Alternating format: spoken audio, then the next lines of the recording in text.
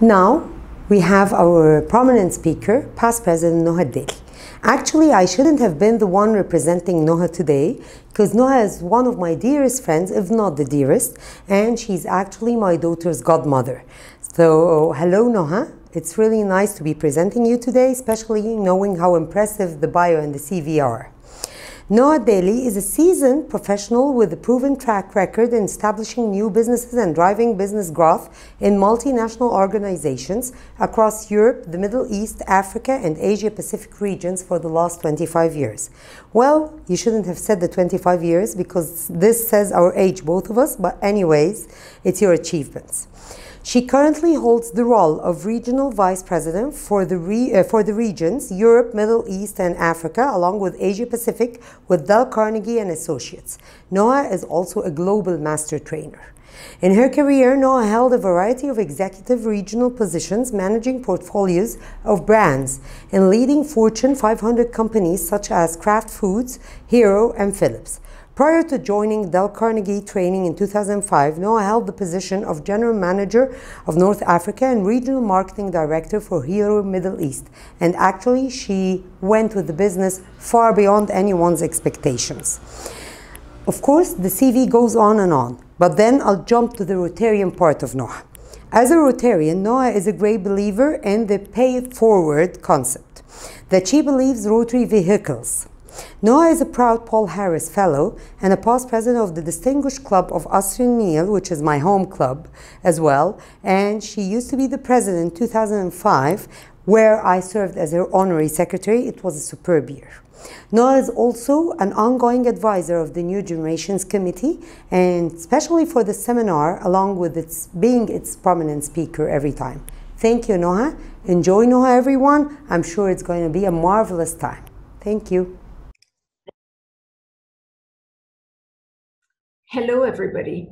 What a pleasure it is to be part of this first virtual online Rotary District 2451 conference. There was an article written a few weeks back about the dangers of wearing a medical mask while heavily exercising due to the fact that we inhale carbon dioxide and the health hazards that are directly related to this. And there is therefore a need for us to start occasionally, obviously, removing the mask and taking in fresh oxygen. Well, if I compare this or I relate this to our business environment, I would compare the fresh oxygen to the new outlook, to the new ideas. And what this presentation is about is truly that. It is at looking at the new ideas out there, which could be bringing us this oxygen. Hello again, I am Noha El Daly.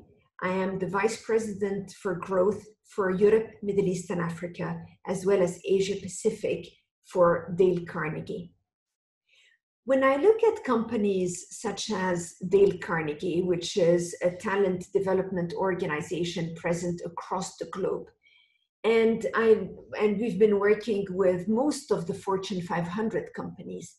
If I look at the learnings that we've had from the EMEA and the APAC regions that I'm managing, we would see that the question that we ask ourselves is, what have we learned over the past few months from our operations in those 75 countries that would really give us insights as to what should we do for our workplace?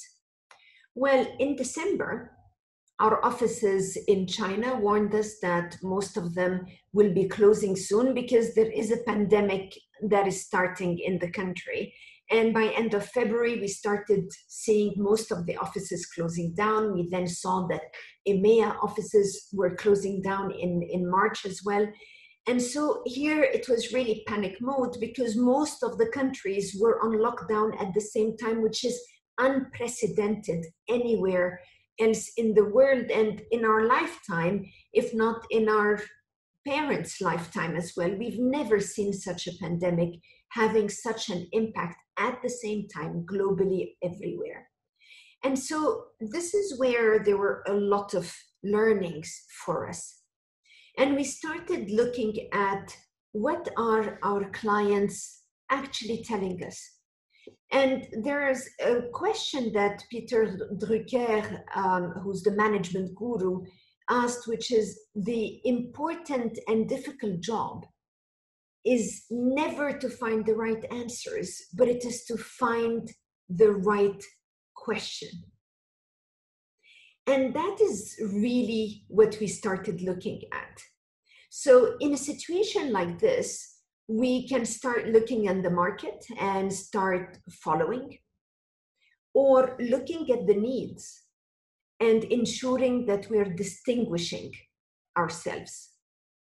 People talk about the new normal, but what is the new normal? It is the world where new opportunities are truly emerging.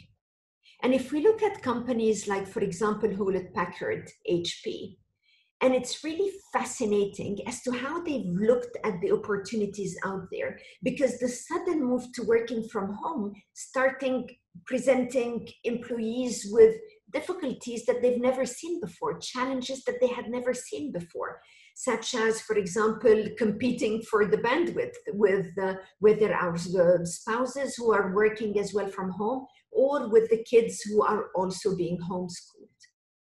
So that impacted the video conferencing. On the other end, we also saw, for example, security becoming an issue. With IT departments, with so many people working from home, IT departments really looking at how to secure the servers that are being accessed from outside. So HP recently launched a whole range of laptops catering to the connectivity, a wide range camera catering for all the video conferencing, audio that is based on artificial intelligence, minimizing the background noise of all of the kids and the spouses and everybody else working around us. A rubber dome keys, which make the keyboard utilization quieter. And they've integrated the webcam that comes with a privacy shutter to make sure that when we are not using the webcam, we have the privacy that is needed. That is truly some opportunities that the companies have started looking at and seeing these are opportunities that we need to seize, despite the fact that our entire volume is going down, but those are new opportunities. The same goes with Dell, for example, and VMware, which is part of Dell. And what we have done is that the VMware have seen the growth of cybersecurity business, and therefore they started having increased partnerships, increased acquisitions. They actually had 3 new acquisitions since January. That truly shows how we could be looking at the opportunities out there, but these are from, we could say, large companies. Well, what would be interesting is to start looking at as well what other industries are growing. If we go back to the statement that what is important is to ask the right question, one of the questions is to ask, what are the new opportunities that the pandemic has opened the door for? What is accelerated as growth? And one of the industries that accelerated, they've been there, but the growth has dramatically accelerated, is the e-commerce. It has been there for a number of years, but now that the malls are closed, e-commerce has become part of the new shopping normal.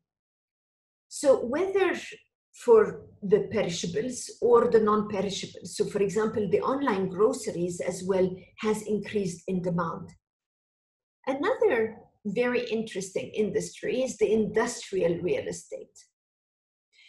With an interest in bringing some industries back to the country for better control of the disruption, so that we do not count on the other countries such as China, for example, because of the disruption in the export business.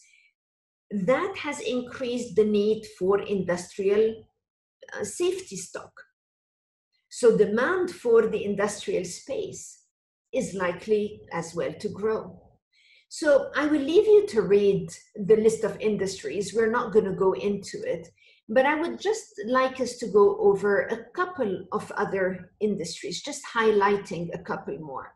The first being the dark kitchens and the concept of dark kitchens. These are virtual restaurants without tables. So many restaurants could not afford to remain open or were not allowed to remain open. So the dark kitchen, what is interesting is that it is offering the kitchen facilities, but mostly for takeaway or for delivery. The other one that I would like to point out is the reverse globalization. So again, with all of the socioeconomic trends, and we know that we've been having a great disruption due to the, especially from China, due to the export disruption from there, we have seen many countries really focusing on the local industries. And that reverse globalization, that trend, is really based on the race as leaders ensure that organizations will never be caught off guard like what they have been facing at the early stages of the pandemic.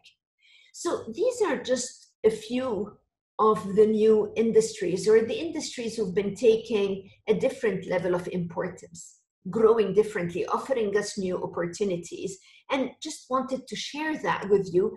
As well as if we look at Egypt in specific as well, there is also the FinTech, the financial technology, the landscape of the FinTech that has taken a very different level, because this is an industry or a landscape that has taken a huge leap versus the past few years. And that in itself, so, you know, with its vibrant entrepreneurship ecosystem that we have, Egypt has become home to a burgeoning fintech landscape, encouraging new government regulations and engaging corporations very differently to contribute to shaping a better fintech environment in Egypt. Those are some interesting changes in the industries, but those changes require as well different competencies.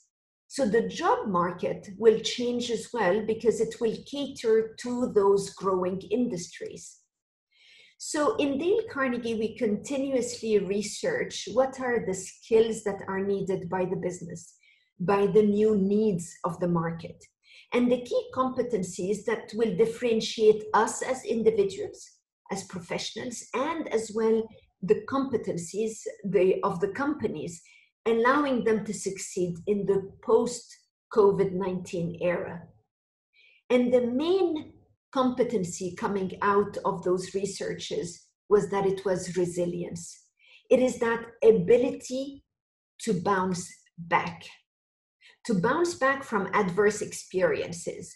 It is characterized by the capacity to cope, to recover, and learn from them. To be able to do that, let us look at some behaviors and attitudes that are part of resiliency. That is, for example, positive attitude, having a positive outlook as to what are the opportunities out there, to be able to capture opportunities like what Dell has been doing, like what HP has been doing, like what the fintech industry in Egypt has been doing. So that positive outlook allows our people to look for opportunities rather than looking for excuses. Having that confidence that yes, we can, it's tough times on all of us, but there is this confidence that we have the ability to make a difference. Coping with the changes rather than resisting the change is a key skill as well that we need to have to be able to recover. So recovering doesn't come on its own. We will have to count on people's competencies, and it can't be just led by the leaders. We have to have an environment of all people doing that. And that comes really from learning as to what is out there, looking, observing. And when I observe, we start looking as well at observing the Rotary environment.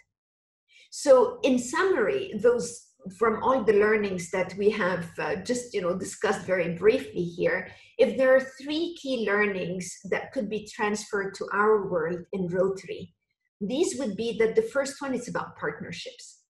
It's time to start looking at and assessing the changes in our market and the support that is needed from and by Rotary. Looking at what are the new partnerships, possibly even fintechs, which we haven't really been partnering much with.